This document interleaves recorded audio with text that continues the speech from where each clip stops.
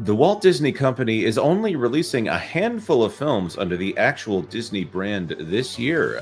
Despite that, they're saying Mufasa is going to be a hit, but they also seem to be refusing to acknowledge that Lin-Manuel has written what sounds like an entire musical.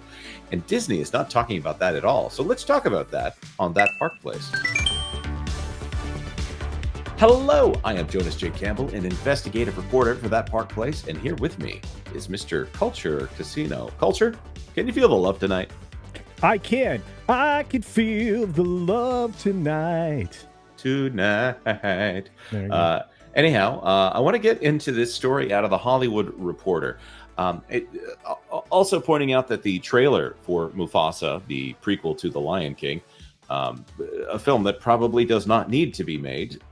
They didn't mention that there were songs by Lin-Manuel Miranda until very close to the end of that trailer, and they didn't have him singing or anyone singing in that here. But as we think about that, Lin-Manuel Miranda on Weather Warriors is his next Broadway show, writing for Mufasa. Miranda said he approached Mufasa the Lion King with great trepidation.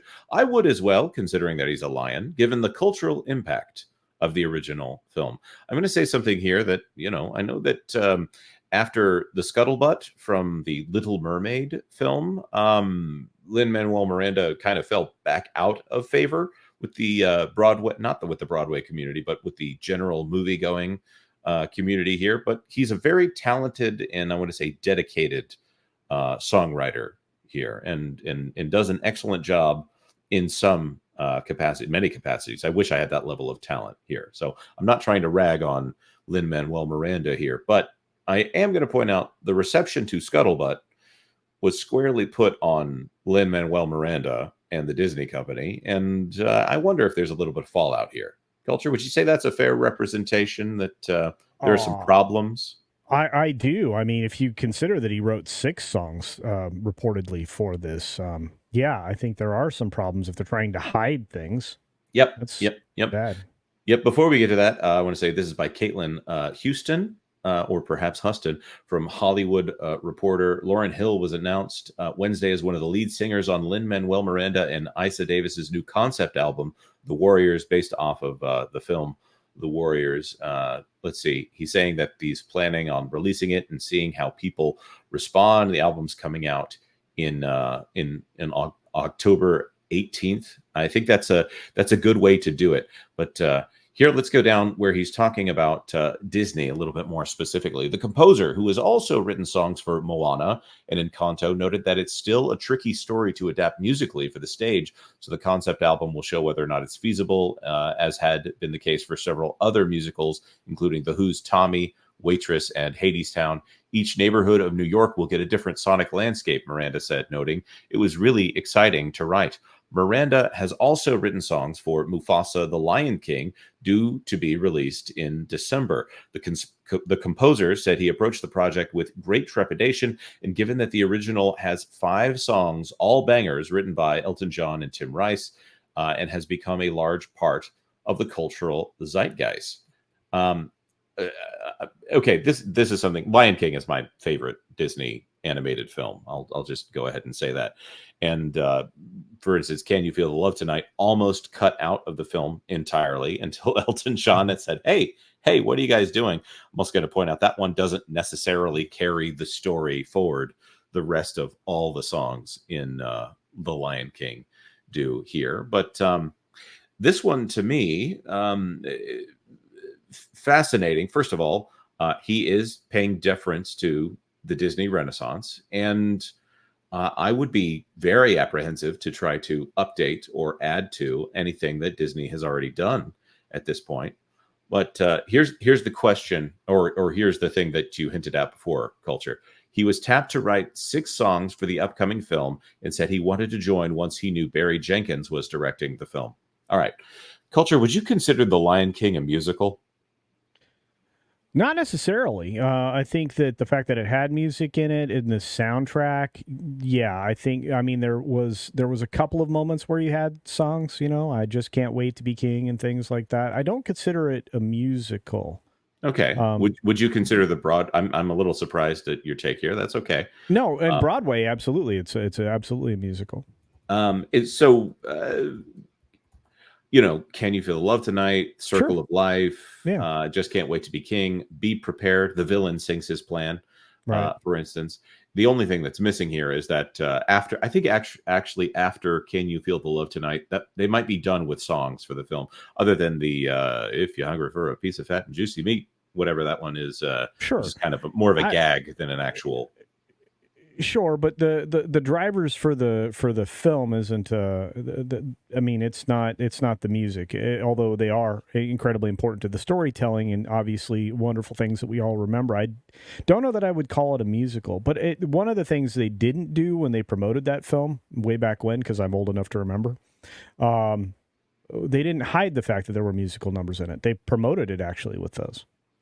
I would totally agree with you, but I think that, and I wonder if our comment section might help me out here, because I consider The Lion King to be a musical, Okay, and if he's saying that it has 5 or 6 songs, 5 songs sure, all bangers, sure, and if Lin-Manuel Miranda has written 6 songs for Mufasa the Lion King, I would say that if The Lion King is a musical, then Mufasa the Lion King is more so a musical, because true story. going up by 20% more songs here. Not that Sure. that's how you count songs. No, no, no. But and I can understand. I mean, that's a song every 10 minutes if it's an hour long, or it's a song every what 15 minutes or so. I mean, I get it. But this one has very simplified lyrics. I mean, I've always wanted a brother seems rather simplified.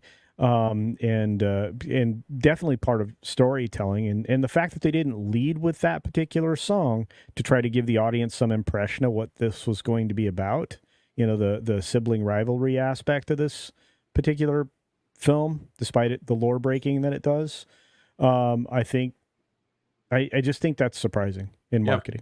I also wonder, like I talked about earlier, whether or not Lin-Manuel Miranda, despite the fact that he is one of the reasons that Disney's making a lot of money off of Encanto and Moana, why they aren't trying to push that here with Mufasa the Lion King.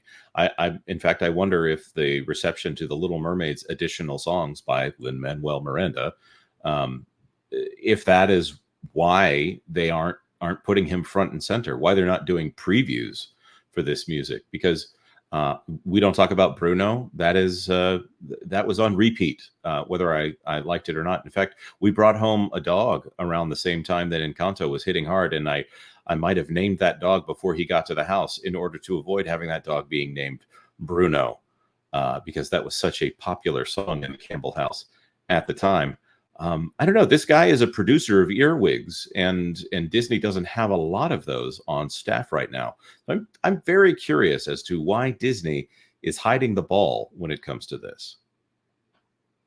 I don't know either. Like I said, it's an odd marketing strategy since, I mean, really, they leaned heavily into Elton John when they were promoting the original film. If you go back to that, I mean, everything you saw featured these amazing tunes. Like one of the teasers that you got in the theater was the opening scene, which was driven so much by music.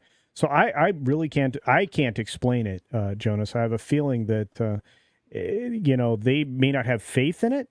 That would be the only thing I would suggest. Maybe they saw the film and they've already seen the public reception to some of their other stinkers, and they're like, well, maybe we just hide the fact that this is a musical to, bring in audience that wouldn't normally attend a musical, because there are people who are dead set on not seeing a musical film.